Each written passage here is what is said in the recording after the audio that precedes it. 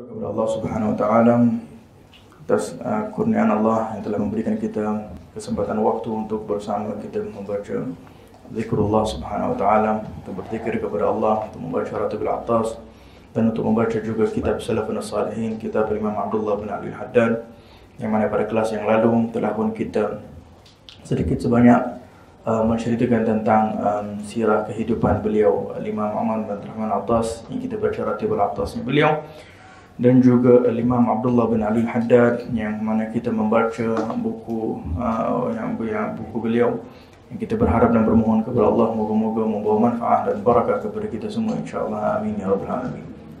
Bismillahirrahmanirrahim. Subhanaka la ilma lana illa ma 'allamtana innaka antal alimul hakim. Maha suci Engkau, tiada ilmu bagiku melainkan apa yang Engkau ajarkan kepadaku. Sesungguhnya Engkau Maha mengetahui, Maha bijaksana. Segala puji bagi Allah, Tuhan semesta alam, yang telah mencipta manusia dari tanah dan menjadikan keturunannya dari sari air yang hina. Dialah juga yang telah mengeluarkan kaum mukminin yang sering mewasiati tentang kebenaran dan kesabaran daripada golongan orang-orang yang merugi, yaitu dengan mengecualikan mereka ini daripada golongan Bani Adam yang lainnya umumnya telah ditimpa kerugian. Dialah juga Tuhan yang telah menganjurkan para hambanya yang beriman supaya sentiasa bertolong-tolongan dalam kebajikan dan takwa, dengan melawangkan semboyan bahawa orang yang paling mulia di sisi Allah ialah orang yang paling bertakwa.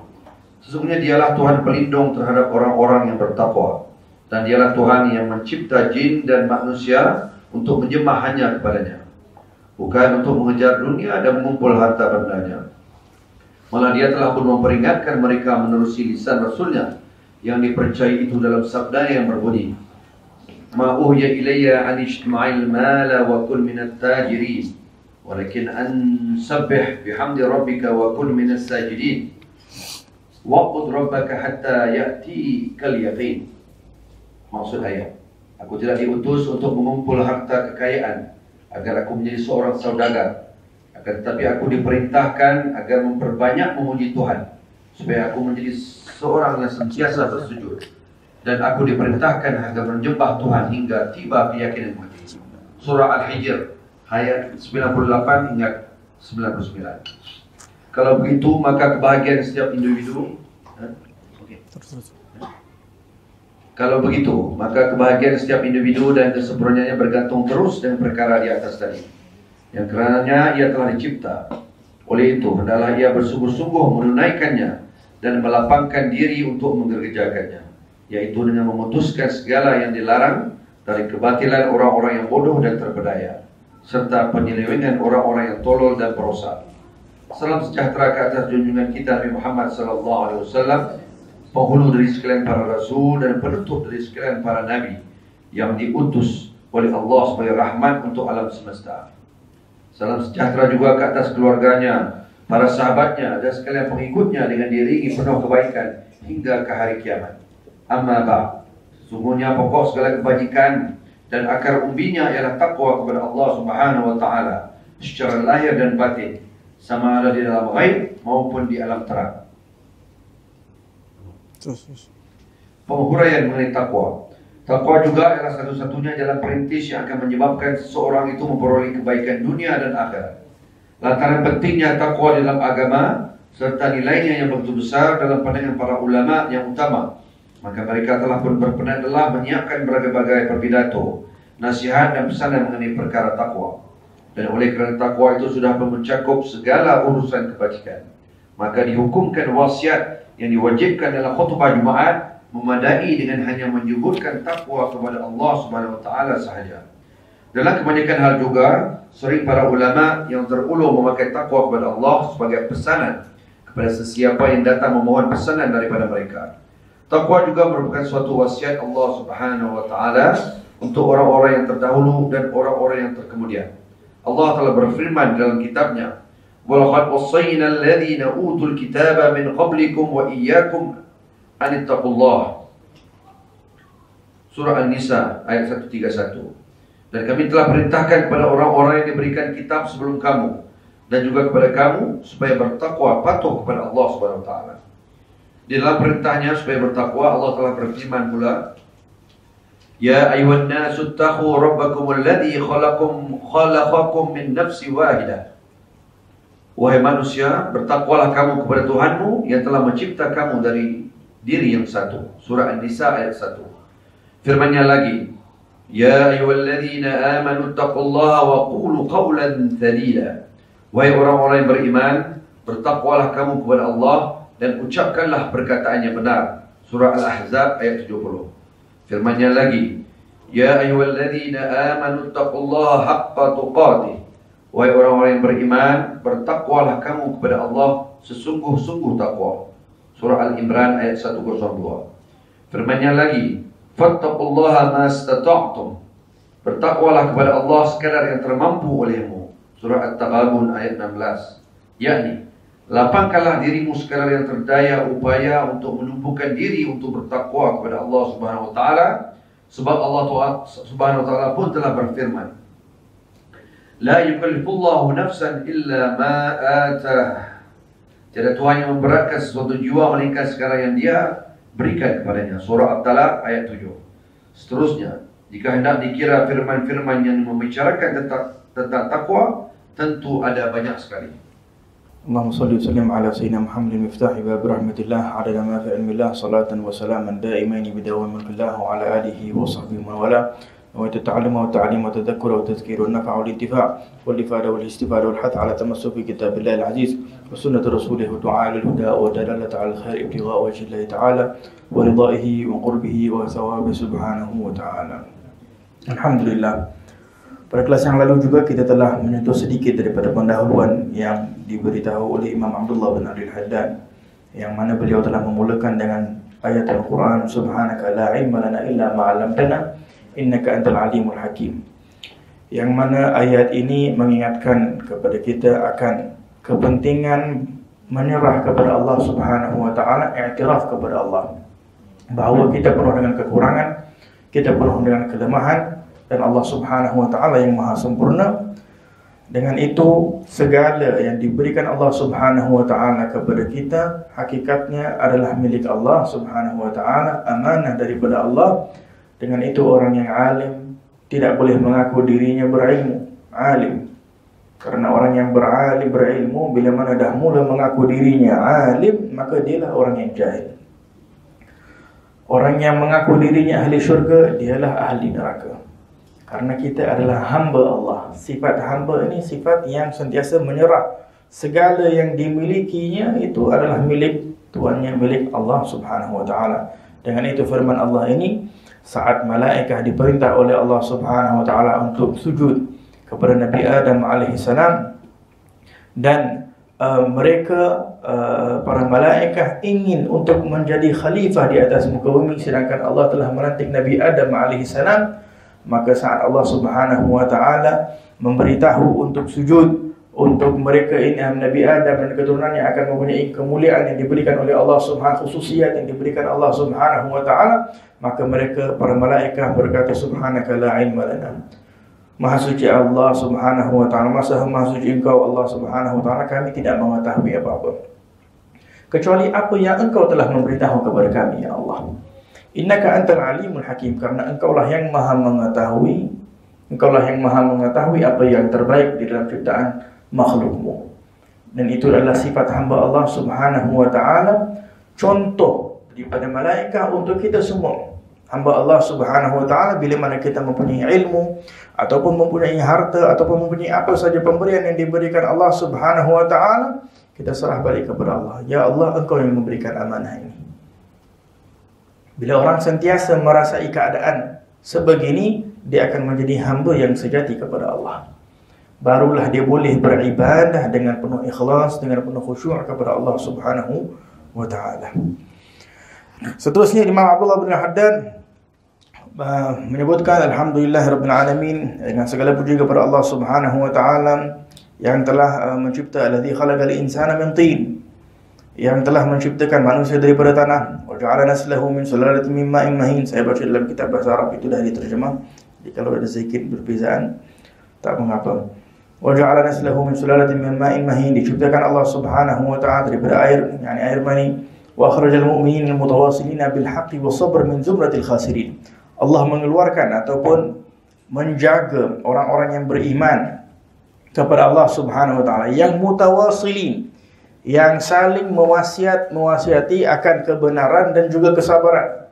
Itu seperti mana kita baca dalam surat Al-Asr, wal 'asri innal insana lafi khusrin illa alladhina amanu wa 'amilus shalihat wa tawasaw bil haqqi wa tawasaw bis sabr.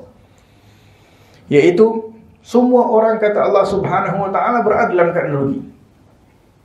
Innal insana lafi khusr, semua manusia berada dalam keadaan rugi, dikecualikan oleh Allah Subhanahu wa taala illal ladzina amanu, orang yang beriman kepada Allah. Wa 'amilus shalihat, tak cukup dengan hanya beriman tetapi beramal amalan yang saleh. Wa tawasaw bil haqqi wa tawasaw bis sabr, tak cukup hanya beramal amalan yang saleh, perlu juga untuk berdakwah di jalan Allah Subhanahu wa taala. Makanya itu tanggungjawab dakwah ila Allah, bukan hanya para ustaz ataupun sesiapa para ulama. Begitu juga ketua keluarga, seorang ibu berdakwah bila mana mengingatkan kepada anaknya, kepada adik-beradiknya, kepada ayah dan ibu, mengingatkan kepada anak, mengingatkan kepada teman, kawan dan sebagainya. Tawasaw bil haqqi wa tawasaw bis sabr, mengingatkan tentang kebenaran, mengingatkan tentang apa yang diajarkan oleh Nabi Muhammad sallallahu alaihi wasallam, mengingatkan tentang keagungannya Nabi Muhammad sallallahu alaihi wasallam, mengingatkan kita untuk bertakwa kepada Allah, menjauhi larangan Allah Subhanahu wa taala, wa tawasaw bis sabr, dan juga mengingatkan tentang kesabaran. Dan kesabaran, kenapa perlu kita ingatkan manusia tentang kesabaran? Kerana kesabaran ini disebutkan oleh ulama terbahagi kepada 3. Kesabaran yang mana darajat yang pertama di dalam kesabaran, seseorang itu akan memperolehi 300 pahala. Dan kesabaran yang tahap yang kedua, seseorang itu akan mendapat 600. Dan kesabaran tahap yang ketiga, seseorang itu akan mendapat 900. Kesabaran tahap yang pertama yaitu as-sabr fit ta'ah, kesabaran di dalam ketaatan ataupun sabar fil ibadah. Kesabaran diperlukan untuk beribadah kepada Allah. Nak salat perlu sabar, nak berdiri perlu sabar, nak rukuk perlu sabar, nak sujud perlu sabar, nak berzikir perlu sabar, nak membaca Al-Quranul Karim memerlukan kesabaran. Nafsu selalu tak mahu nak melakukan benda yang baik, tetapi kita bersabar melawan hawa nafsu kita. Ini kesabaran adalah kesabaran yang mulia, yang perlu mewasiati, saling mengingatkan satu sama lain. Tetapi kata ulama, kesabaran tahap ini boleh dilakukan oleh orang yang saleh, dalam masa yang sama boleh juga dilakukan oleh orang yang tidak saleh. Orang yang baik pun boleh bersabar melakukan ibadah, orang yang tak baik pun boleh sabar melakukan ibadah. Ada orang-orang munafik boleh bangun tahajud, boleh salat berjam-jam, boleh membaca Al-Quran dengan begitu banyak, boleh salat lama, boleh membaca Al-Quran, boleh macam-macam ibadah dia boleh buat yang zahir, tetapi dia munafik. Wal'iyadzubillah. Dengan itu pada zaman Nabi Muhammad sallallahu alaihi wasallam ada orang-orang munafik yang datang kepada Rasulullah. Mereka ni kaum Khawarij yang telah datang kepada Rasulullah melihat Nabi Muhammad SAW sedang membahagikan harta Muslim, harta orang Islam. Maka dia datang kepada Rasulullah dan dengan tidak beradabnya kepada Nabi Muhammad, langsung berkata, "Ya Muhammad, wahai Muhammad, bertakwalah kamu kepada Allah. Takutlah engkau kepada Allah." Dalam riwayat yang lain, berlaku adillah engkau kepada Allah Subhanahu wa taala. Yakni dia mengajar Nabi Muhammad SAW. Kata Nabi Muhammad SAW, kalau aku tak bertakwa kepada Allah, siapa yang akan bertakwa kepada Allah? Aku yang datang mengajarkan ketakwaan kepada Allah Subhanahu wa taala. Orang ini adalah ahli ibadah disebutkan, sehingga ada tanda daripada dahinya banyak sujud, banyak membaca Al-Quran, janggutnya panjang dan sebagainya. Akan tetapi kata Nabi Muhammad sallallahu alaihi wasallam dalam setengah riwayat bahawa orang ini akan keluar daripada orang ini zuriat yang akan menyebarkan kehancuran kepada umat Nabi Muhammad sallallahu alaihi wasallam. Yakni kesimpulannya bahawa ibadah luaran ini boleh dilakukan oleh orang yang baik, boleh juga dilakukan oleh orang munafik, orang yang tidak baik.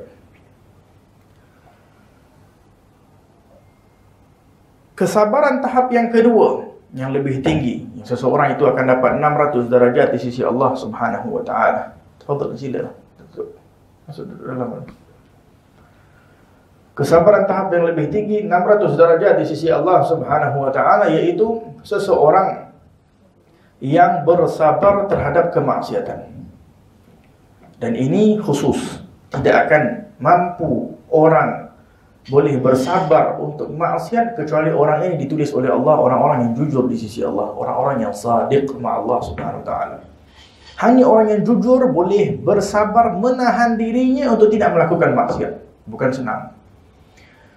Dengan itu bila mana ditanyakan apakah ketaatan yang paling tinggi? Ada yang berkata salat, ada yang berkata membaca Al-Quran, ada yang kata pergi haji, pergi umrah.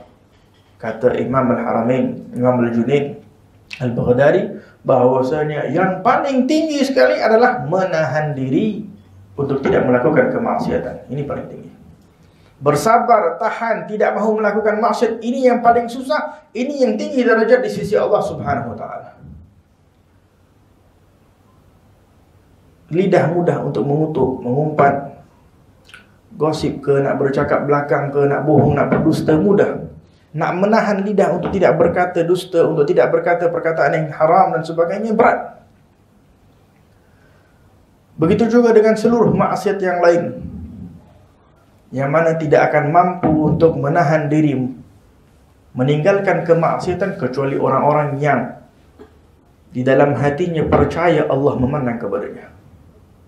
Sehingga waktu kalau manusia tak nampak pun, dia tetap jujur tidak melakukan kemaksiatan kepada Allah Subhanahu wa taala.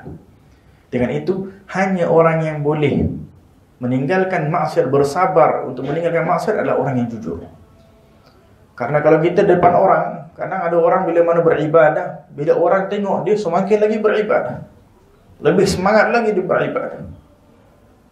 Maka dengan itu, dulu dia pernah sebutkan sebuah cerita bahawa ada orang ni, seorang yang murai, suka menunjuk-nunjuk. Kadang penyakit hati ni orang tak sedar. Bila seseorang suka menunjuk ni, kadang dia tak sedar walaupun dalam ibadah. Jadi suatu ketika ada orang ni, dia selalu beribadah, selalu banyak salat, selalu datang masjid saf pertama dan sebagainya, sehingga orang memuji, Masya Allah, bagus sungguh dia ni, orang baik sungguh, banyak salat dan sebagainya. Sampailah suatu ketika beberapa orang datang nak minta nasihat kepada orang. Wahai fulan, Masya Allah, engkau ni selalu salat awal waktu, salat di depan, ibadah, Quran dan sebagainya. Hebat betul ni. Jangan lupa, hari ni pun aku puasa juga. Dia nak ingatkan, jangan lupa hari ni pun aku puasa juga. Ini yang kau tak nampak. Dekat sini, ini perkara yang nipis, ini perkara yang tersembunyi, tak nampak.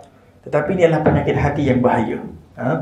Iaitu penyakit riak, ingin menunjuk-nunjuk. Kadang kita tak sedar, kita menunjuk kepada orang yang menunjuk. Ini kadang bahayanya adalah bila dia bersendirian, boleh jadi dia tak solat. Tapi karena orang dok tengok, dia jadi semangat nak solat. Ini orang sifat orang munafik, orang ayatullah. Maka dengan itu kita sebutkan tadi, kejujuran itu hanya boleh meninggalkan kemaksiatan orang yang jujur. Orang tak nampak, tapi dia boleh meninggalkan maksiat.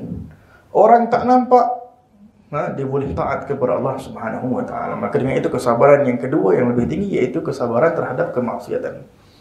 Dan kesabaran yang lebih tinggi daripada itu 900 darajat di sisi Allah Subhanahu wa taala, yaitu kesabaran terhadap masaib dan bala. Kesabaran terhadap musibah, bala diberikan oleh Allah Subhanahu wa taala, ujian. Ujian yang diberikan oleh Allah, orang yang mampu bersabar ini kira orang yang hebat. Dengan itu Nabi Muhammad SAW bersabda, "Idza ahabballahu 'abdan ibtalah." Kalau Allah cinta kepada seorang hamba itu, barulah Allah Subhanahu wa taala akan memberikan dia ujian. Ujian tanda cinta daripada Allah. Dengan itu orang yang paling besar ujian adalah Nabi Muhammad SAW. Sehingga Nabi Muhammad berkata, kalau seseorang itu diuji, ingat ujian aku. Tak ada orang yang lebih besar ujian daripada aku, kata Rasulullah SAW. Hidup di dalam keadaan dihina oleh keluarganya sendiri, nak berdakwah menyebarkan kebaikan, dihina oleh keluarganya sendiri. Musuh paling besar adalah daripada keluarganya juga sendiri. Nak menyampaikan kebaikan, dilimpar dengan batu, dengan itu dan sebagainya.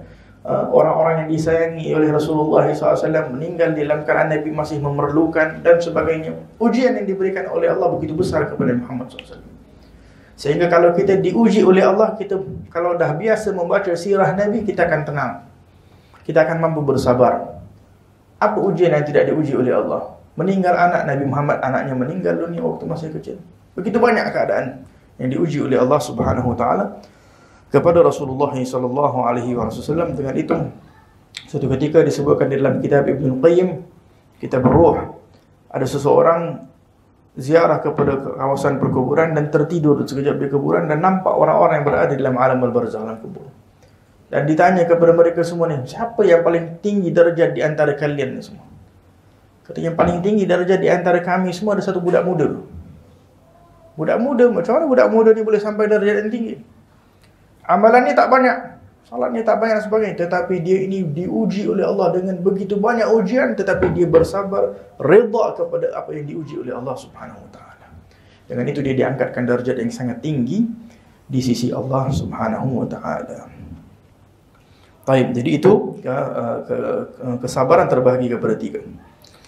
Maka dengan itu Allah Subhanahu wa taala memberitahu orang yang tidak rugi adalah orang yang beriman, beramal yang saleh, saling mengingatkan untuk kebenaran dan saling mengingatkan kesabaran di penting. Barulah dia dikeluarkan daripada kategori orang-orang yang rugi. Ini tidak akan menjadi orang yang rugi, adalah orang-orang yang sentiasa melakukan 4 perkara tadi. Tak cukup hanya beramal saleh dan beriman saja. Perlu mengingatkan keluarga. Tak ada orang nak ingatkan diri sendiri. Ingatkan diri sendiri. Taib. Min zumratil khasirin bistithna'i iyahum ba'da an'amal bil khusran naw'al insan alladhi huwa sa'irul adamiyyin wa amara bi ibadihi alladhina amanu bit ta'awun 'alal birri wa taqwa. Dan Allah Subhanahu wa taala memerintahkan hamba-hambanya untuk beriman dan saling bekerja sama untuk melakukan kebaikan dan ketakwaan kepada Allah Subhanahu wa taala. Dan Allah memberitahu sesungguhnya yang paling mulia di antara kalian adalah orang yang bertakwa. Dan Allah lah yang menjaga orang yang bertakwa. Allah menciptakan jin dan juga manusia untuk beribadah kepada Allah. La yu'ammiru dunya wa yajma'ul amwal, bukan untuk memakmurkan dunia ataupun mengumpulkan harta. Bal qad haddarahum dzalika ala lisan rasulihil amin al-qail. Bahkan Nabi Muhammad SAW telah memberikan peringatan, yaitu ma uhiya ilayya an ajma'al mal wa akun minat tajirin. Kata Rasulullah SAW, aku ini tidak diwahyukan oleh Allah Subhanahu wa taala untuk mengumpul harta dan menjadi saudagar, tajirin, menjadi ahli peniaga. Walakin ansabbih bihamdi rabbika, walakin akan tetapi aku diperintah oleh Allah untuk bertasbih, bertahmid kepada Allah dan jadi orang ahli sujud. Wa'bud rabbaka hatta ya'tiyakal yaqin. Beribadah kepada Allah Subhanahu wa taala sehingga mencapai keyakinan ataupun sehingga kembali kepada Allah Subhanahu wa taala. Baik. Apa yang dimaksudkan oleh baginda Rasulullah sallallahu alaihi wasallam bahawa aku tidak diwahyukan Allah untuk mengumpulkan harta dan untuk tidak menjadi ahli peniaga? Nabi Muhammad sallallahu alaihi wasallam mengingatkan kepada kita isyarah bahawa kebanyakan manusia memandang kepada kejayaan ataupun kebahagiaan itu hanya bila mana dia telah mengumpul harta. Dan jalan yang paling cepat untuk mencapai seseorang itu untuk mendapat kekayaan, untuk mendapat harta, sudah tentu adalah jalan perniagaan, berniaga. Daripada hadis ini, bukanlah Nabi SAW melarang seseorang untuk mengumpulkan harta ataupun menjadi ahli peniaga. Bahkan Nabi SAW menyebut dalam hadis yang lain, ahli peniaga yang jujur kepada Allah, ahli peniaga yang jujur kepada Allah Subhanahu, tajir as-saduq al-amin, akan dikumpulkan oleh Allah Subhanahu wa taala kelak di akhirah bersama para anbiya, para syuhada dan para salihin. Ketinggiannya ahli perniagaan, orang-orang yang berniaga. Tetapi dengan syarat orang tu berniaga, orang yang jujur kepada Allah Subhanahu wa taala. Tidak, Nabi Muhammad SAW melarang juga untuk mengumpulkan harta. Begitu ramai daripada para sahabat Nabi SAW yang berada dalam keadaan sangat kaya. Akan tetapi Nabi Muhammad SAW ingin mengingatkan bahawa ini bukan tujuan utama kita dicipta. Sehingga jangan kita ni sama seperti orang yang tidak beriman kepada Allah. Jangan kita samakan keadaan kita dengan orang kafir. Kita zaman sekarang ni apa sahaja kebahagiaan, sukses dan sebagainya kita memandang kepada orang yang hakikatnya tidak mempunyai apa-apa nilai di sisi Allah Subhanahu wa taala. Dan kita menganggap mereka lah orang yang berjaya. Nabi Muhammad sallallahu alaihi wa ala alihi wasallam memberitahu, aku diwahyukan Allah Subhanahu wa taala untuk sabbih bihamdi rabbika wa kun minas sajidin. Akan tetapi aku disuruh oleh Allah untuk bertasbih, yakni berzikir kepada Allah, sentiasa bersyukur kepada Allah Subhanahu wa taala dan jadi ahli sujud. Apa yang dimaksudkan di sini daripada as-sajidin? As-sajidin boleh dimaksudkan juga seseorang yang banyak bersujud kepada Allah Subhanahu wa taala. Dalam masa yang sama, guru kita Habib Umar bin Hafidh pernah berkata bahawa as-sujud ini terbahagi kepada dua. Sujud luaran dan sujud maknawi. Sujud luaran ini semua manusia banyak buat, yang salat, yang orang Muslim dia salat, dia sujud. Tetapi sujud yang sebenar adalah sujudul qalb, adalah sujudnya hati kita kepada Allah Subhanahu wa taala. Dengan itu dalam firman Allah, wasjud waqtarib. Dengan keadaan seseorang itu sujud, dia mendekatkan diri kepada Allah Subhanahu wa taala. Sayyidina Hasan al-Basri pernah beritahu, alladzina hum fi salatihim daimun, ada dalam firman Allah Subhanahu wa taala, ada orang-orang yang sentiasa berada di dalam keadaan salat, walaupun dia dah keluar daripada salat, tetapi dia masih berada di dalam salat. Iaitu orang-orang yang tadi hatinya sentiasa sujud kepada Allah Subhanahu wa taala. Siapakah orang yang hatinya sujud kepada Allah? Orang yang hatinya sujud sentiasa kepada Allah adalah bila mana dia beribadah, dia tidak merasai dirinya lebih hebat daripada yang lain. Kalau dia merasai, kalau dia semakin banyak beribadah, aku lebih bagus daripada dia. Aku banyak keluar sedekah, aku lebih bagus daripada dia. Aku lebih bagus daripada si fulan, aku bagus daripada si fulan. Semakin kita melakukan kebaikan, kita merasai diri kita lebih bagus daripada yang lain, bermakna kita belum betul-betul sujud kepada Allah Subhanahu wa taala. Sujud yang sebenar, hati yang betul-betul sujud, merasai diri penuh dengan kekurangan, penuh dengan kelemahan. Semakin banyak beribadah, semakin dia merasai dirinya penuh kekurangan. Dengan itu ada suatu orang ulama kota Hadramaut, Imam Abdullah bin Husain bin Tahir, beliau beribadah kepada Allah setiap hari berzikir la ilaha illallah sebanyak 25,000 kali. Menyebut ya Allah sebanyak 25,000 kali setiap hari. Bersalawat kepada Rasulullah SAW sebanyak 25,000 kali setiap hari. Lepas tu dia membaca Al-Quran setiap hari 18 juz. Lepas tu dia mengajar lagi, dia dengan anak murid, dengan itu, dengan ini dan sebagainya. Malam-malam dia bangun malam, dia berdoa, ya Allah, aku tak punya apa-apa amalan. Ya Allah, aku tak punya apa-apa amalan. Tidak memandang kepada amalan dia seolah-olah dia merasa dirinya hebat. Amalan yang aku mengambil ni asbab, karena aku merasai diri aku penuh dengan kekurangan, penuh dengan kelemahan, penuh dengan dosa. Yang aku harap adalah rahmat-Mu ya Allah. Setiap malam berdoanya dalam keadaan sebegitu. Ini orang-orang yang dekat kepada Allah. Ini orang-orang yang hatinya tadi telah sujud kepada Allah Subhanahu wa taala. Dengan itu orang yang hatinya sujud kepada Allah, dia tidak boleh memandang hina kepada sesiapa pun hamba Allah Subhanahu wa taala. Baik orang itu tukang maksiat, baik hatta orang itu orang kafir. Macam mana? Tukang maksiat kita tak boleh hina. Kita boleh hina kemaksiatan yang dilakukan, tetapi individu itu tidak. Individu itu adalah ciptaan Allah Subhanahu Wa Taala. Boleh jadi satu hari dia bertaubat kepada Allah, dia tinggalkan maksiat, dia jadi orang yang dekat kepada Allah Subhanahu Wa Taala. Sangka buruk kita tadi adalah dosa, kutuknya kita dan menghinanya dia adalah dosa yang boleh jadi tak diampuni oleh Allah Subhanahu Wa Taala.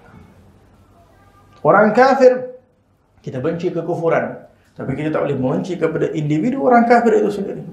Boleh jadi satu hari dia masuk ke dalam agama Islam, dia menjadi orang yang berjaya di sisi Allah Subhanahu Wa Taala. Maka dengan itu, perlunya kita berusaha untuk menjadi orang yang bukan sahaja sujud luaran, akan tetapi sujud juga hati kita kepada Allah Subhanahu Wa Taala. Moga-moga Allah menjadikan kita hati yang sentiasa sujud kepada Allah, yang bila mana kita sujud kepada Allah, tidak lagi kita menjadi orang yang sombong. Setiap kali kita sujud kepada Allah, tidak lagi kita menjadi orang yang riak, tidak menjadi orang yang bangga dengan diri kita, bangga dengan amalan kita, bangga dengan apa yang diberikan Allah Subhanahu Wa Taala.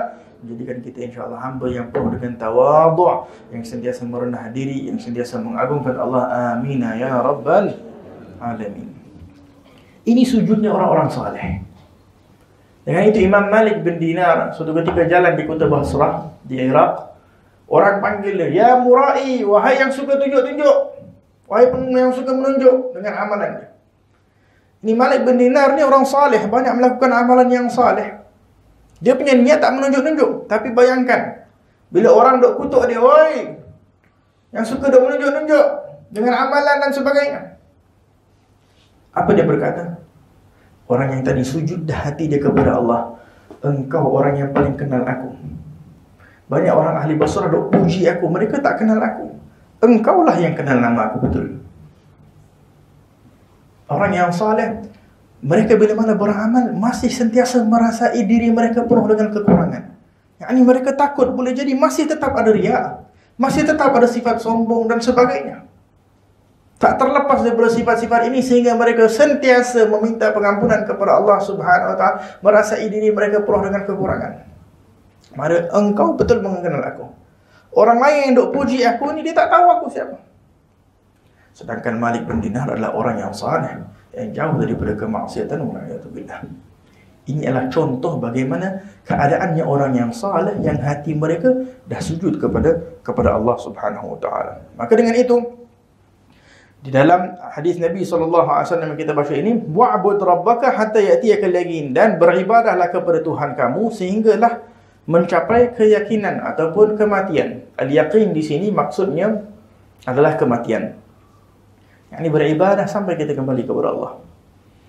Dalam masa yang sama, kata ulama, al-yaqin juga adalah hati kita yang yakin kepada Allah, iaitu puncak daripada iman. Iman ini kita mula percaya kepada Allah, kita percaya kepada akhirat, kita percaya kepada adanya malaikat. Kanan dan kiri kita ada malaikat, dalam kubur kita ada malaikat. Kita percaya qada dan qadar, apa yang ditentukan oleh Allah Subhanahu Wa Taala. Kepercayaan ini adalah iman. Kita beramal yang saleh. Iman ini kata ulama yazdad wa yanqus. Kadang iman ini naik, kadang dia turun. Kita buat amalan yang saleh dengan ikhlas, iman naik. Kita buat maksiat, iman turun. Puncak kepada iman, kalau kita duk beriman, beramal saleh, beramal saleh, natijahnya apa? Kata Nabi SAW, puncak kepada iman adalah keyakinan kepada Allah. Puncak kepada iman adalah keyakinan kepada Allah Subhanahu Wa Taala.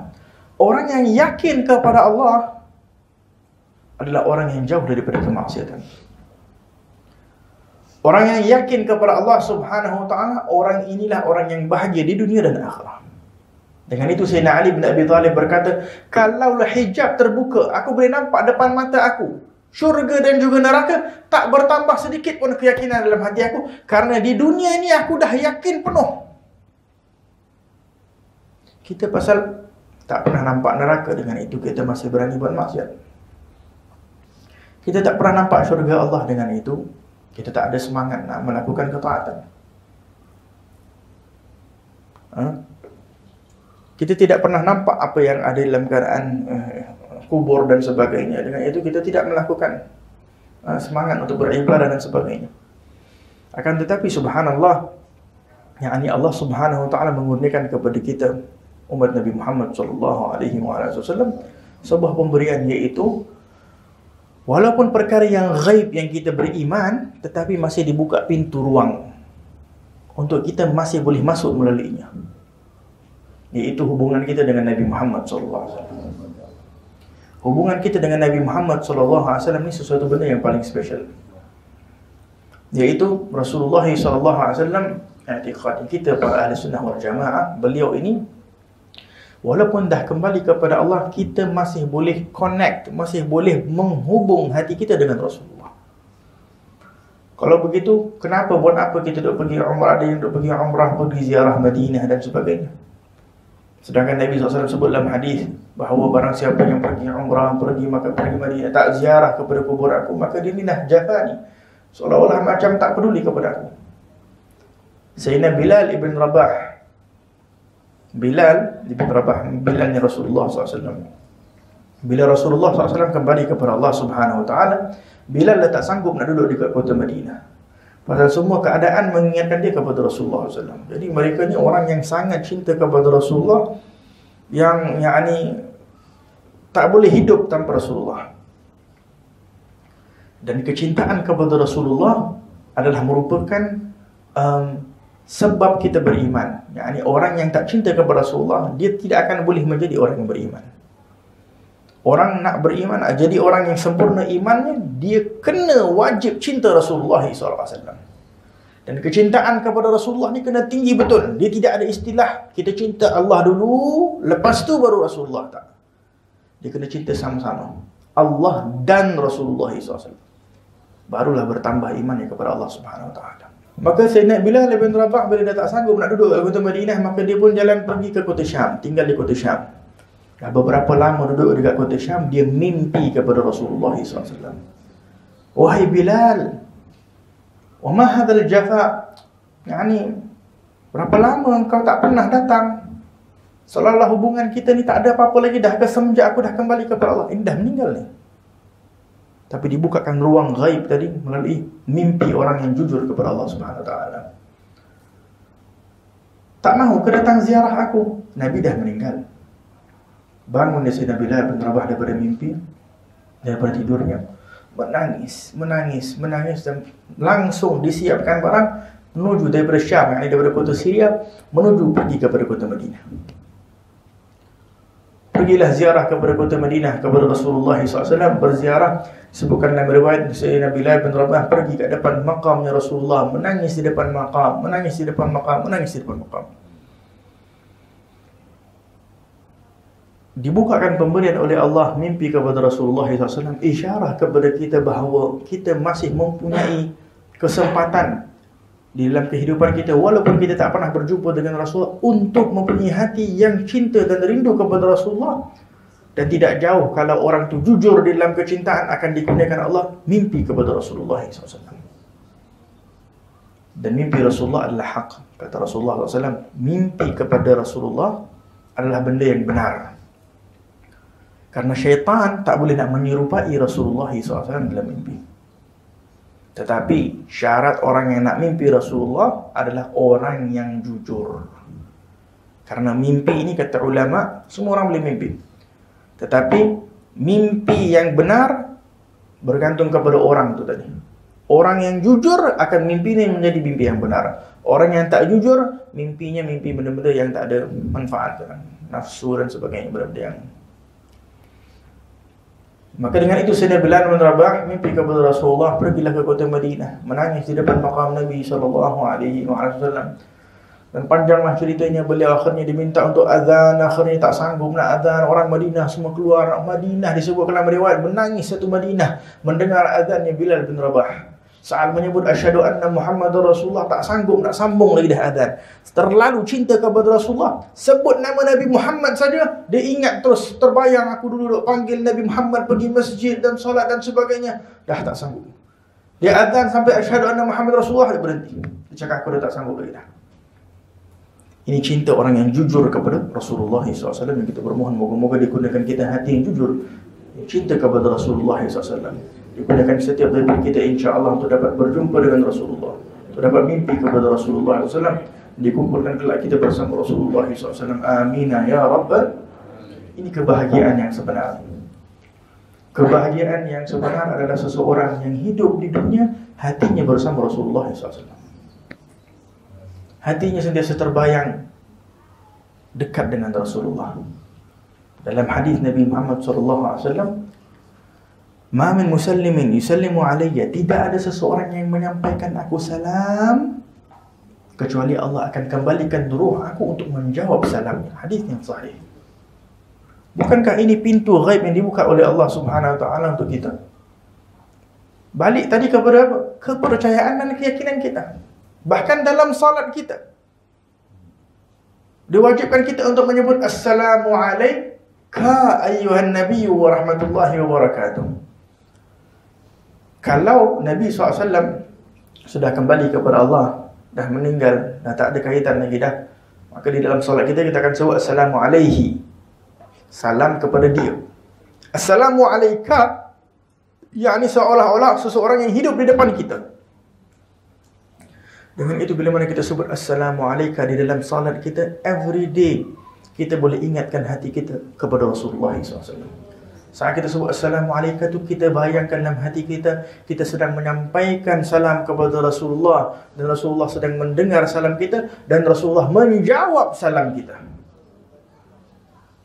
Barulah bertambah iman dan keyakinan kepada Allah Subhanahu wa taala. Dan ini hadis. Maka dengan itu perlunya kita berusaha untuk mempunyai hati yang sentiasa terikat kepada Rasulullah sallallahu alaihi wasallam. Jadi di dalam hadis tadi Rasulullah SAW memberitahu, aku tidak diperintah untuk mengumpulkan harta dan menjadi ahli peniaga, yaitu orang-orang yang disebutkan dalam firman Allah yang lain, rijalun la tulhihim tijaratun wala bai'un an dzikrillah. Siapa orang yang tak terpedaya dengan harta dan dengan perniagaan adalah orang-orang, kata Allah Subhanahu wa taala dalam Al-Quran Al-Karim, mereka rijal, tidak terpedaya daripada perniagaan jual beli, tidak pernah terlepas daripada berzikir kepada Allah Subhanahu wa taala. Perniagaannya, bisnesnya, wang dan harta tidak melalaikan dia daripada Allah. Dengan itu disebutkan Sayyidina Salim bin Abdullah bin Umar, cucu kepada Sayyidina Umar bin Khattab, berjalan bersama ayahnya Abdullah bin Umar bin Khattab, berjalan di kota Madinah. Waktu tengah berjalan di kota Madinah, azan saja masing-masing semua tutup kedai. Ini tutupnya kedai mereka itu bukan macam sekarang kita tutup, diorang hanya letak kain saja atas diorang punya. Apa yang diorang jual dan tutup, letak kain, terus pergi. Masing-masing solat jamaah penuh di dalam masjid. Kata Sayyidina Abdullah bin Umar, nah ini dia ayat Al-Quran ini turun ni karena orang-orang macam ni. Bila mana waktu salat, langsung mereka salat berjamaah. Karena salah satu ibadah yang termulia yang diberitahu oleh Rasulullah adalah salat fi waqtiha, yakni salat di awal waktu. Salat subuh, zuhur, asar, maghrib, salat di awal waktu. Itu sebaik-baik salat. Dan salat di dalam keadaan berjamaah. Dengan itu disebutkan bahawa salah satu sahabat Nabi SAW, Abu Darda, dia beritahu, aku ini setiap hari akan berjual beli, meniaga. Ini bukannya tak boleh meniaga, aku berniaga setiap hari. Setiap hari aku dapat untung 300 dinar. Aku dapat untung setiap hari 300 dinar. Maknanya bukan tak kaya. 300 dinar, kalau sekarang 1 dinar dekat RM1,000. 300 dinar dekat RM300,000. Satu hari dia dapat. Dinar ni daripada emas. Kalau dirham daripada perak, kalau dinar daripada emas. Tetapi bila mana azan saja, aku pasti di dalam masjid, orang yang pertama kat dalam masjid.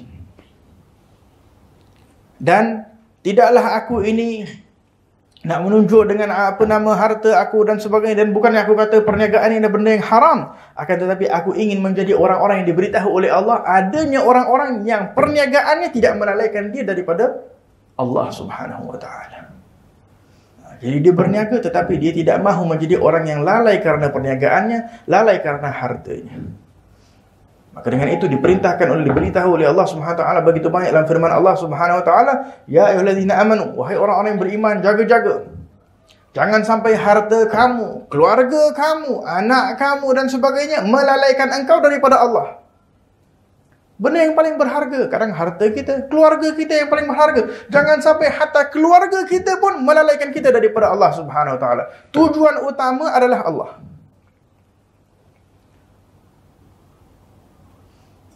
Baik, itu daripada hadis Rasulullah sallallahu alaihi wasallam. Faidan sa'adatul mu'min. Maka dengan itu, kata Imam Abdullah bin Haddad, kebahagiaan seseorang itu dan kesempurnaannya adalah bila mana dia dapat mengikuti al-amr, dengan apa dia ini dicipta, tujuan apa dia dicipta oleh Allah. Kata Imam Haddad, kebahagiaan seseorang itu bila mana dia dah tahu tujuan hidup dia dan dia berusaha untuk at-tafarrugh lahu, mempunyai waktu untuk tujuan utama dia dicipta oleh Allah, biqat'i ma yamna'u minhu wa yasuddu anhu min at-turrahatil humaqa al-mughtarrin, untuk menghalang dirinya daripada orang-orang yang bodoh, orang-orang yang terpedaya. Kenapa kata Imam Haddad secara khusus kaitan dengan orang lain yang dapat merosakkan tujuan hidup kita adalah selalunya teman. Dengan itu Nabi Muhammad SAW menyebutkan di dalam hadis bahawa al-mar'u ala din khalilihi.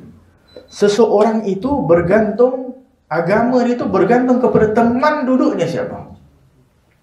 Agama seseorang bergantung kepada teman duduknya siapa. Orang yang beriman kepada Allah, beramal amalan yang saleh, orang yang baik, maka kawan dia pun akan menjadi baik. Tetapi kata Imam Haddad di sini, kalau engkau nak menjadi orang-orang yang mempunyai tujuan hidup yang jelas, tutup pintu. Jangan membuka kepada orang-orang yang jahat yang menjadi sebab engkau menjauh daripada tujuan utama engkau diciptakan Allah Subhanahu wa taala. Sesiapa sahaja yang menyuruh kita untuk buat maksiat, itu bukan kawan kita. Kita tak boleh mengaku itu kawan kita. Macam ada orang bagi tahu, jomlah kita masuk neraka. Takkan kita kata, ini kawan kita ni. Jomlah hari ni kita masuk neraka sama-sama. Sekejap saja, bukan lama pun.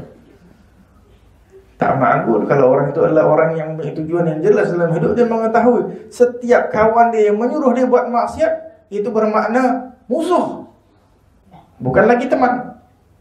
Kalau teman, dia akan menyuruh melakukan kebaikan. Maka dengan itu Imam Haddad berkata, jauhkan diri daripada orang-orang ni, orang-orang yang terpedaya, orang yang tipu daya, orang yang tak betul dan sebagainya. Jauhkan diri, selamatkan diri, agar kita fokus kepada tujuan hidup kita yang sebenar, iaitu apa yang kita percaya. Allah memberitahu, Allah merahsiakan kematian ni ajal. Salah satu sebabnya karena apa? Tak ada waktu yang tertentu. Karena kalau ada, senanglah. Umur 60 tahun dia akan meninggal, khalas. Dia cakap maksiat dulu, pada time umur 59 tahun, itu bertobat. Senang kalau macam tu. Tapi tak ada orang tahu. Kematian ni selalunya datang pula di dalam keadaan waktu mengejut. Time dia betul-betul tengah puncak nak merasai kenikmatan, time tu selalunya Allah tarik. Dia dah kumpulkan semua dah, dia baru nak rasa, dia tarik. Wala'iyahulillah. Ini bahaya. Dengan itu Nabi Muhammad SAW memberitahu cinta dunia ini punca kepada segala kejahatan. Bahkan kecintaan kepada dunia menyebabkan seseorang itu su'ul khatimah, mati di dalam keadaan su'ul khatimah. Kenapa? Kita disuruh untuk cinta kepada Allah. Kalau dah kita cinta kepada harta, kita cinta kepada apa yang kita miliki di dunia ini, takutnya apa yang kita cinta ni kita tak mau tinggalkan. Kita tak mau tinggalkan. Dia jadi berat nak tinggal. Dan ini bahaya, ini menjadi sebab su'ul khatimah. Alhamdulillah. Sayyidina Bilal bin Rabah bila dia nak meninggal, isteri dia dalam keadaan susah, berkata, aduh, ini hari ujian. Sayyidina Bilal bin Rabah hatinya tadi dah cinta kepada Rasulullah, cinta kepada para sahabat. Kata, ini hari paling gembira. Pasal apa? Lepas ni aku nak pergi jumpa orang yang paling aku cinta. Dah tak tahan, dah rindu kepada Rasulullah, kepada para sahabat yang dah kembali kepada Allah Subhanahu wa taala. Hatinya cinta kepada Rasulullah. Tapi orang yang hatinya terikat kepada dunia, boleh jadi dia baru beli kenderaan baru ke, ataupun baru beli rumah baru ke, mungkin pada wala qadar Allah subhanahu wa ta'ala, Allah atur yang terbaik, tiba-tiba dia aksiden ke, tak dapat nak pergi duduk rumah baru yang dia baru beli. Dalam keadaan setengah koma tu, nak suruh sebut talqin pun dah tak boleh. Pasal apa? Keinginan dia tadi tu, aku dah usaha sedaya upaya berapa tahun tu nak bina benda tu, selalunya Allah tarik waktu tu lah. Selalu nak time nak menunjuk-nunjuk, time nak betul-betul nak sesuatu, Allah tarik time tu, sehingga dia meninggal dalam keadaan dia punya hati masih terikat kepada perkara yang hina. Maka dengan itu, kita perlu berusaha untuk hati hanya cinta kepada Allah, hanya cinta kepada Rasulullah SAW. Dunia ada sebanyak mana pun tak apa, tapi letak dekat tangan kita. Jangan kita berharap, jangan sampai kita terikat kepadanya. Dengan itu Nabi Muhammad SAW berkata, satu ketika dia rehat di bawah pohon. Kata, perumpama kehidupan dunia ini seperti seseorang yang sedang berjalan jauh. Dia rehat sekejap kat bawah pohon. Lepas tu dia nak sambung lagi perjalanan. Ini orang yang beriman.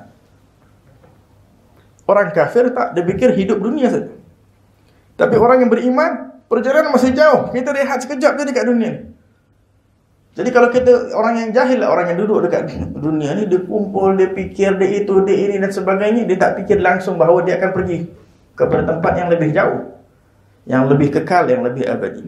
Maka dia usaha apa yang mampu untuk akhiratnya. Itu adalah orang-orang yang beriman kepada Allah Subhanahu wa ta'ala.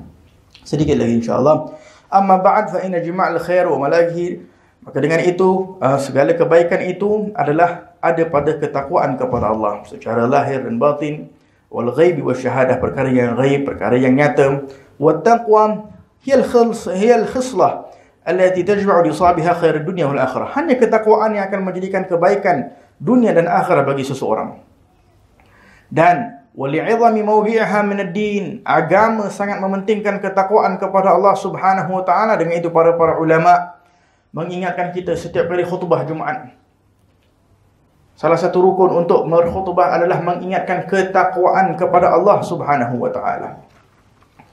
Dan ketakwaan kepada Allah di dalam firman Allah Subhanahu wa ta'ala yang Imam Haddad beritahu dalam Al-Quran itu, walaqad wassayna alladhina utul kitaba min qablikum wa iyyakum an ittaqullah.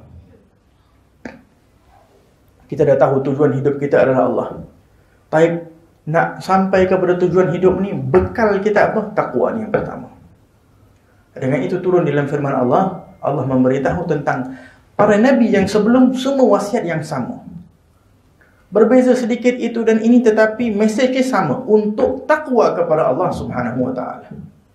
Dan itu kata Allah Subhanahu wa ta'ala, walaqad wassayna alladhina utul kitab, kitab Taurat, kitab Injil yang lainnya, semuanya di dalam situ, wa iyyakum, dan kepada kalian juga umat Nabi Muhammad sallallahu alaihi wasallam, untuk bertakwa kepada Allah Subhanahu wa ta'ala.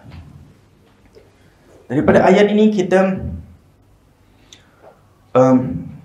cuba sedikit baca daripada ayat yang diberitahu oleh Imam, yang dikumpulkan oleh Imam Haddad ini. Saya ambil daripada ayat, awalnya ayat, iaitu ayat yang diberitahu oleh Imam Haddad, walaqad wassayna alladhina utul kitab. Sebelumnya Allah memberitahu walillahi ma fis samawati wa ma fil ardh. Kita renungkan Al-Quranul Karim, karena salah satu cara untuk nak menguatkan iman kita kepada Allah, menguatkan ketakwaan kita kepada Allah adalah merenungi Al-Quranul Karim, ya? Untuk sentiasa menghayati makna dalam Al-Quranul Karim, karena ini perkara yang hidup. Al-Quran adalah sesuatu yang hidup, yang dapat menghidupkan hati kita, dengan syarat bukan saja kita baca, tetapi kita menghayati dan mengagungkan apa yang disampaikan oleh Allah Subhanahu wa ta'ala. Walillahi ma fis samawati wa ma fil ardh. Allah berkata, bagi Allah langit dan bumi.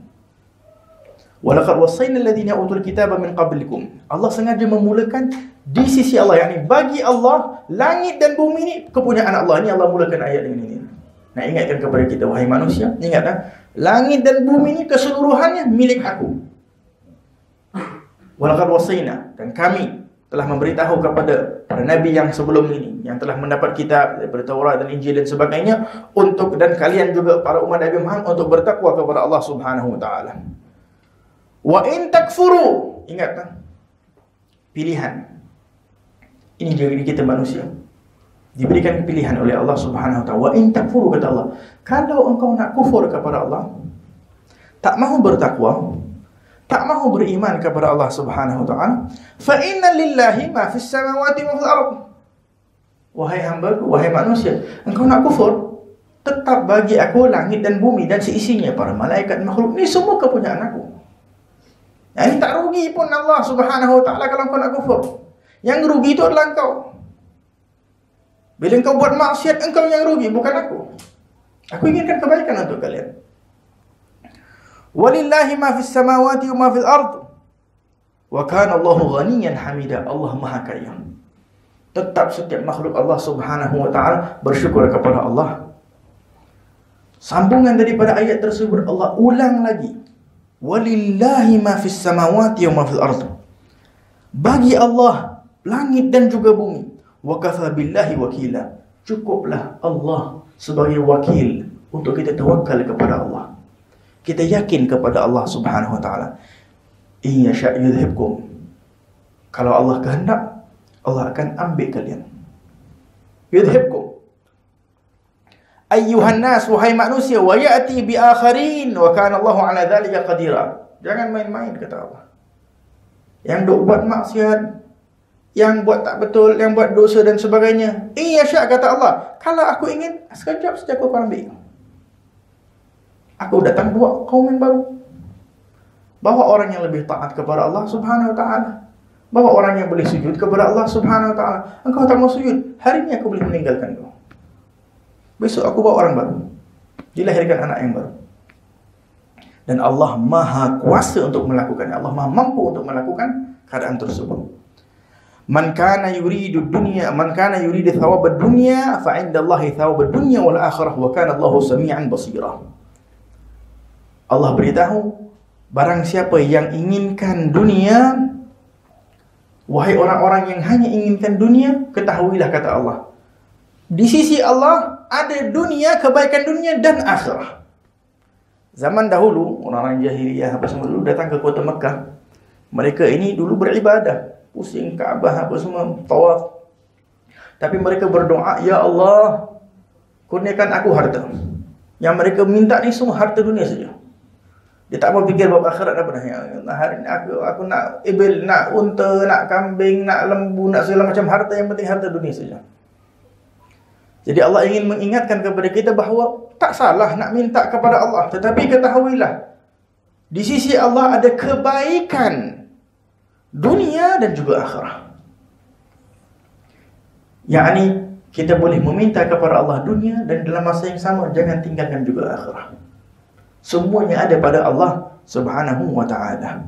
Maka dengan itu disebutkan bahawa sebaik-baik doa adalah Rabbana atina fid dunya hasanah wa fil akhirati hasanah wa qina. Ini doa yang daripada ayat Al-Quran tetapi paling banyak dibaca oleh Nabi Muhammad SAW. Dan ini adalah sebaik-baiknya doa. Jadi kalau kita tak tahu nak baca doa apa, kita baca doa. Dah cukup. Kita nak dunia tapi yang baik. Rabbana atina fid dunya hasanah. Dunia yang baik ni apa? Rezeki yang halal, bahagian daripada dunia yang baik. Kalau rezeki yang haram, uang yang haram, ini bukan dunia yang baik. Badan kita diberikan kesihatan oleh Allah, tapi kita gunakan kepada kemaksiatan, ini bukan nikmat daripada Allah. Kadang ada orang macam tu. Katakan, semua daripada Allah, alhamdulillah, aku diberikan kekayaan oleh Allah Subhanahu wa ta'ala, tapi dia masih melakukan kemaksiatan. Itu bukan nikmat daripada Allah. Itu istidraj dinamakan. Istidraj itu maknanya Allah Subhanahu wa ta'ala nak menyiksa dia, tak apa, kau ambil. Karena apa? Nanti lagi banyak lagi dosa kau kumpul, kau akan lagi banyak disiksa oleh Allah Subhanahu wa ta'ala. Bahagian daripada siksa. Dia fikir tak ada siksa. Karena rezeki yang halal, yang menjadi sebab orang kalau mendapat rezeki yang halal, pasti jasadnya itu akan taat kepada Allah Subhanahu wa ta'ala. Jasadnya itu akan taat kepada Allah Subhanahu wa ta'ala. Dalam masa yang sama, tak boleh juga kita hanya meminta boleh jadi akhirat saja tanpa ada dunia. Suatu ketika ada seseorang, Nabi SAW berjumpa dengan dia. Dia ini berada dalam keadaan sangat lemah, dhaif, kurus, macam-macam jenis penyakit. Jadi Nabi Muhammad SAW ziarah dia dan berkata, wahai fulan, apa jadi? Engkau ada doa sesuatu kan? Ketika dia berkata kepada Rasulullah, ya Rasul, betul, aku berdoa. Iaitu aku berkata, ya Allah, kalaulah ma kunta mu'aqibni bihi fil akhirah fa'aqibni fid dunya. Ya Allah, kalaulah engkau akan memberikan aku uqubah, azab nanti di akhirah, bagi aku dekat dunia. Sebab ke akhirat nanti aku tak dapat lagi dah. Kata Rasulullah, subhanallah, engkau tidak akan mampu. Macam mana nak mampu? Engkau buat maksiat terus kau minta agar Allah turunkan azab untuk engkau. Jadi macam-macam tidak menimpa daripada kesusahan, daripada kesiksaan dan sebagainya. Jadi dia sampai dalam keadaan dia sakit dan lemah. Kata Nabi Muhammad SAW, tidak begitu. Doalah, Allahumma Rabbana atina fid dunya hasanah wa fil akhirati hasanah wa qina adzabannar. Itu doa yang diajar oleh Rasulullah. Minta kebaikan dunia dan minta juga kebaikan akhirat. Maka dengan itu kita bermohon kepada Rabbana atina fid dunya hasanah wa fil akhirati hasanatan wa qina adzabannar. Dan setelah itu Imam Haddad memberitahu beberapa ayat yang lain, semuanya tentang kepentingan ketakwaan kepada Allah. Yakni ketakwaan kepada Allah ini adalah perintah. Bila mana kita sebut tentang ketakwaan kepada Allah, kita perlu mengetahui bahawa makna ketakwaan kepada Allah adalah kita takut kepada Allah. Orang yang takwa kepada Allah bermakna dia takut kepada Allah. Orang yang tidak takut kepada Allah bermakna dia tidak bertakwa kepada Allah. Takwa ini, kata Imam Haddad, bukan hanya dia melakukan kebaikan, melakukan apa yang diperintah oleh Allah dan menjauhi larangan Allah, tetapi dia melakukan apa yang diperintahkan oleh Allah, menjauhi apa yang dilarang oleh Allah di dalam keadaan ta'ziman, hatinya mengagungkan Allah. Kalau hati tak mengagungkan Allah Subhanahu wa ta'ala, hari ini dia buat dosa, besok dia bertaubat, hari esok dia buat dosa lagi, besok bertaubat, dia jadi main-main. Karena hatinya tak mengagungkan Allah Subhanahu wa ta'ala. Dia boleh jadi hatta kalimat yang sengaja keluar. Itu tak apalah, kita buat maksiat dulu, nanti kita taubatlah. Besok kita taubat, hari ini kita buat maksiat dulu. Nah, ini ada dinamakan permainan, kita bermain sekarang. Kalau kita mengagungkan Allah SWT, kalau kita terjatuh dalam maksiat, tak apa, kita bertaubat kepada Allah. Tetapi bukan daripada awal kita berkata, besok kita bertaubat, hari ini kita buat maksiat dulu. Itu salah. Maka dengan itu disebutkan oleh ulama bahawa barang siapa yang bermaksiat kepada Allah dan mengetahui bahawa Allah melihat kepadanya, maka dia ini meletak Allah di tempat yang hina. Dia tidak mengagungkan Allah. Dia buat maksiat, dia merasai Allah tak nampak. Dia merasai Allah Subhanahu wa ta'ala melihat. Dia buat maksiat, dia tahu Allah tengok dia buat maksiat, tapi dia tetap buat maksiat. Ini orang tak mengagungkan Allah. Dia meletak Allah hina. Dengan itu datang di dalam hadis qudsi, hadis yang sangat agung. Yakni Allah Subhanahu wa ta'ala memberitahu, wahai hambaku, kata Allah, wahai hambaku, nanti dekat akhirah Allah akan memberitahu kepada hamba yang mana Allah Subhanahu wa ta'ala pada yaumul hisab, pada yaumul hisab kita akan hisab oleh Allah Subhanahu wa ta'ala. Allah akan tanya satu persatu kepada hamba. Dan di dalam salah satu Allah tanya kita, Allah akan berkata, wahai hambaku, di dalam keadaan kau dahulu di dunia, engkau melakukan kemaksiatan. Orang tak nampak, tetapi aku melihat kepada engkau. Saat itu engkau tak rasa malu kepada aku, kata Allah. Yani engkau meletakkan aku di tempat seolah-olah tempat yang hina, kata Allah Subhanahu wa ta'ala. Tidakkah kau merasai bahawa aku memenang kepada engkau? Kata Allah Subhanahu wa ta'ala kepada hamba tersebut.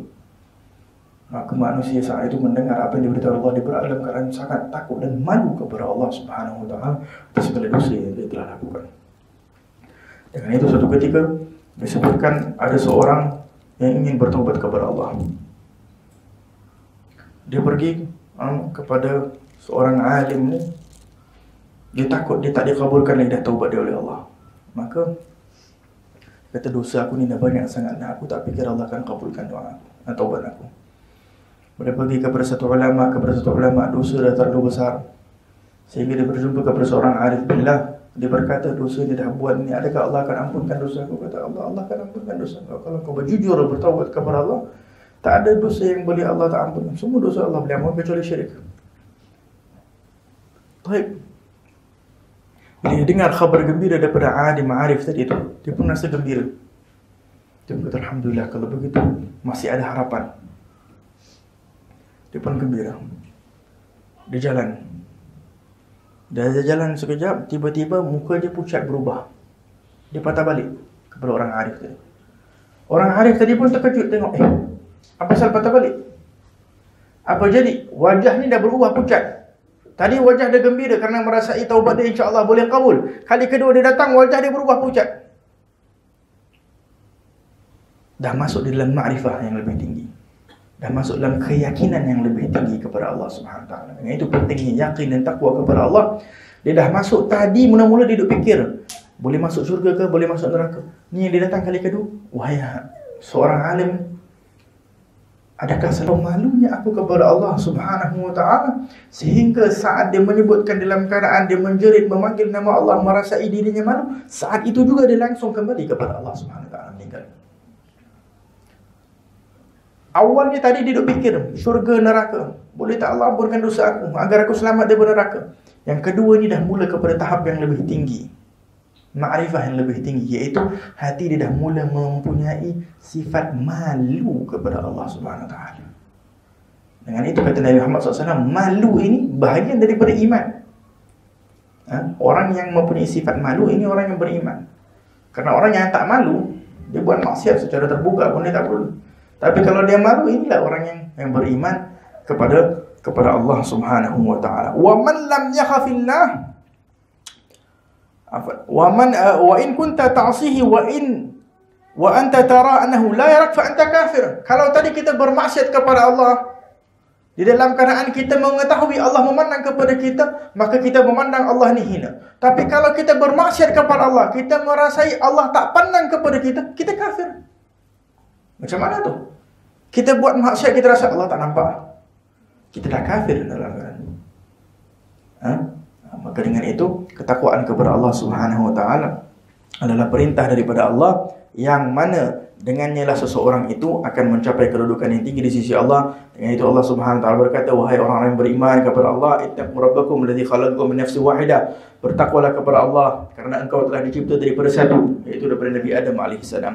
Ya ayyuhalladzina amanu taqullaha wa qulu qawlan sadida. Bertakwa kepada Allah, berkata perkataan yang baik, perkataan yang benar, perkataan yang jujur.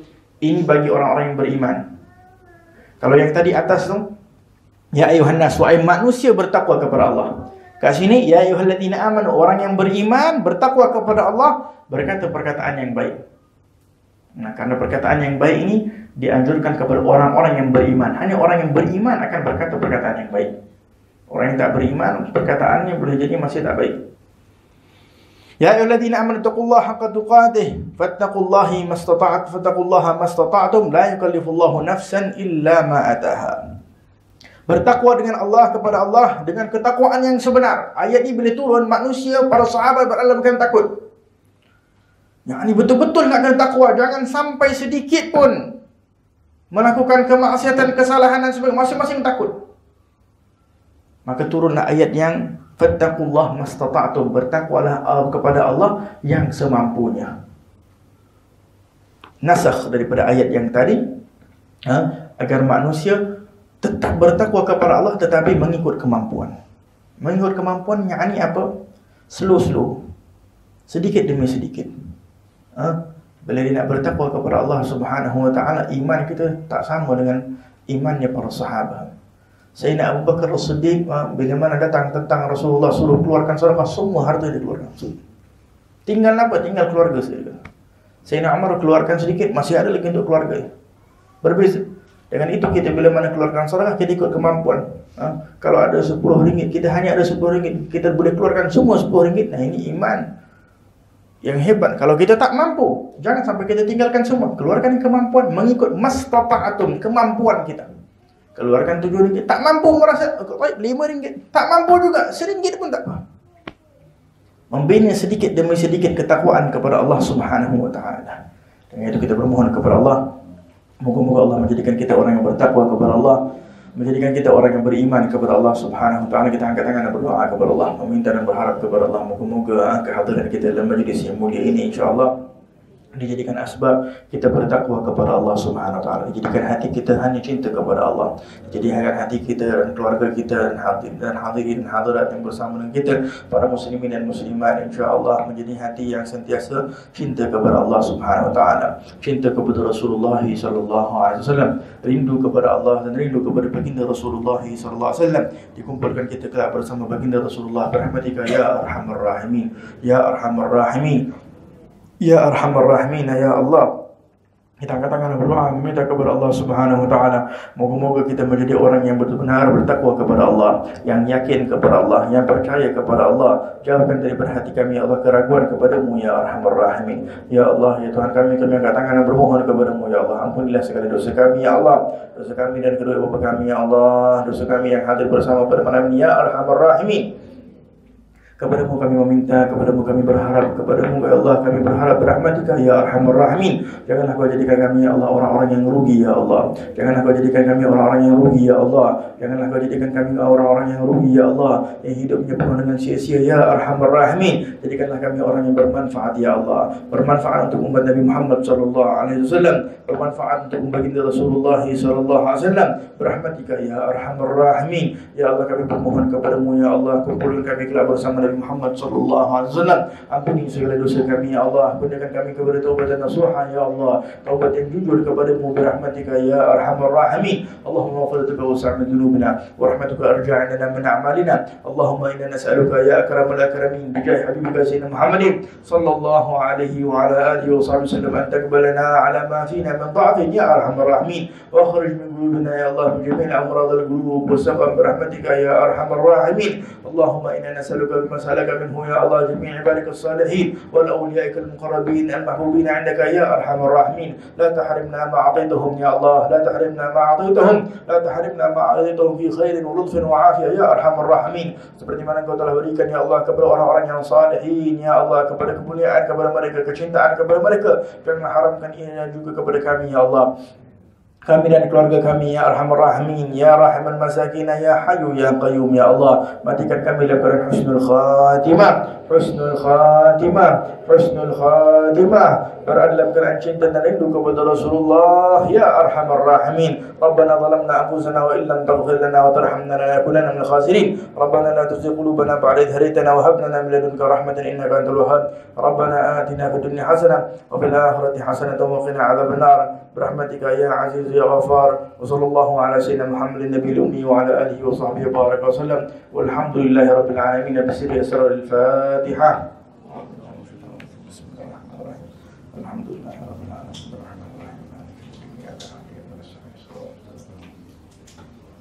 آمين آمين آمين. ربنا تقبل منا إنك أنت السميع العليم وتب علينا يا مولانا إنك أنت التواب الرحيم. Allah Subhanahu wa taala merahmati insyaallah sahabat bait, Khairuddin dan juga keluarga insyaallah, moga-moga diberikan insyaallah sehat wal afiat dan keberkatan insyaallah pada rumah berahmatika ya arhamar rahimin. Setiap yang datang insyaallah menjadi asbab darajat di sisi Allah Subhanahu wa taala berahmatika ya arhamar rahimin. Wassallallahu ala sayyidina Muhammadin nabiyil ummi wa rasulillah. Walhamdulillahi rabbil alamin. Taqabbalallahu minna wa minkum. Taqabbal